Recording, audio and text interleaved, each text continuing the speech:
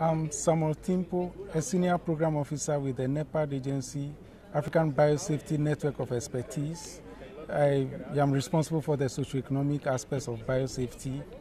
NEPAD agency as an institution is the technical arm of the African Union, and we are interested in seeing that our continent is prosperous, is well positioned, so that issues of poverty, deprivation will be a thing of the past.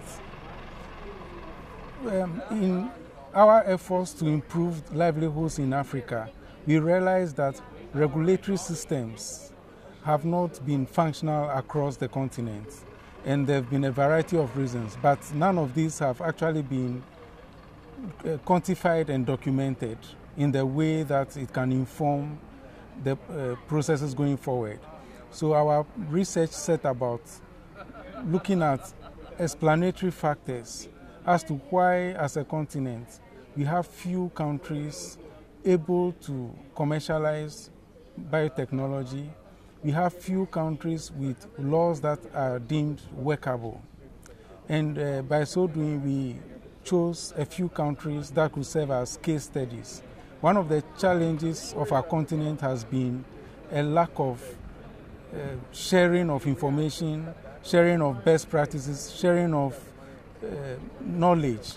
And we set about looking at 6 regulatory systems, and later we made it 7, finding out what made things work, what did they get wrong, so that other countries could learn from that and move forward.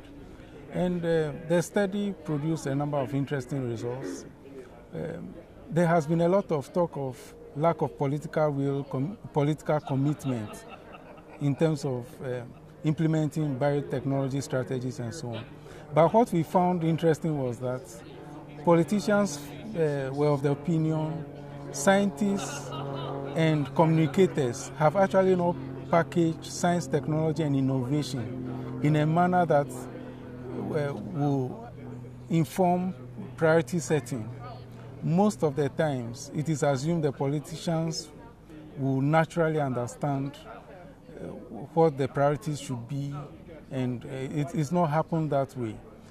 We also realize that the controversy dogging the technology has preceded facts, since within the media circles they say bad news is news more than good news.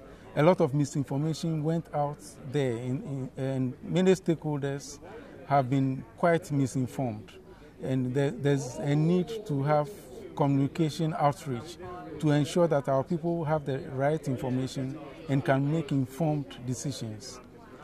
We also realize that in some instances, stakeholders who should have been consulted were not that much involved, either because their representatives were not the right representatives, or they did not show enough interest in the subject matter.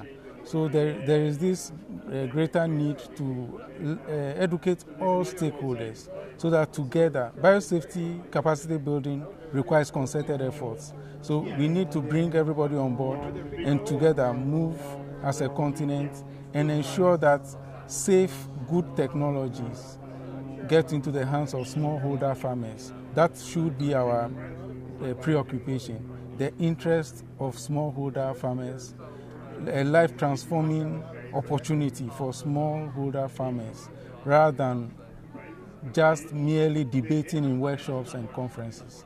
So this should be the new direction for Africa. Practical solutions, well-informed solutions, and then we can take our rightful place in the global bioeconomy and in the geopolitical arena.